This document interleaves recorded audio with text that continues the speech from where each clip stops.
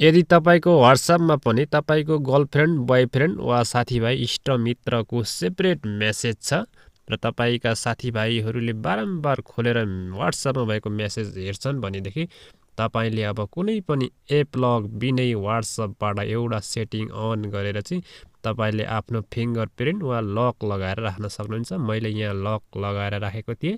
म यसलाई अहिले चाहिँ फिङ्गरप्रिन्टबाट ओपन गर्दैछु। तपाईले प्याटर्न लक पनि लाउन सक्नुहुन्छ। सबैभन्दा तपाईँ पहिला यहाँ 3 डटमा जानु होला। 3 डटमा जानु होला। WhatsApp ओपन गरिसकेपछि स्क्रोल डाउनमा देख्न सक्नुहुन्छ। सेटिङमा जानु होला। सेटिङमा जानुहोस्। त्यसपछाडि स्क्रोल डाउन गर्दै आउनुहोस्। स्क्रोल डाउन माथि प्राइभेसी देख्न सक्नुहुन्छ। प्राइभेसीमा गएर तपाईँ हल्का स्क्रोल डाउन गर्नु होला। हल्का स्क्रोल डाउन गर्दै आउनुहोस्। स्क्रोल डाउन गर्दै आउनुहोस्। तल आएपछि तपाईले एप लक भन्ने अप्सन देख्न सक्नुहुन्छ। एप लकमा क्लिक गर्नुहोस्। त्यसपछाडि मेरो यहाँ इमिडिएटलीमा राखेको छु।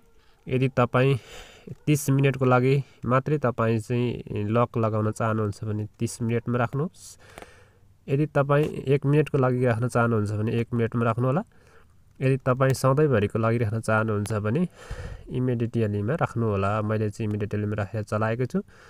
त्यसपछाडि तपाईले यसलाई अन गर्नु होला। मैले यो बटनलाई अन गरेको छु। अनलक विथ बायोमेट्रिकलाई अन गर्नु होला। त्यसपछाडि तल पनि यसलाई पनि अन गर्न सक्नुहुन्छ।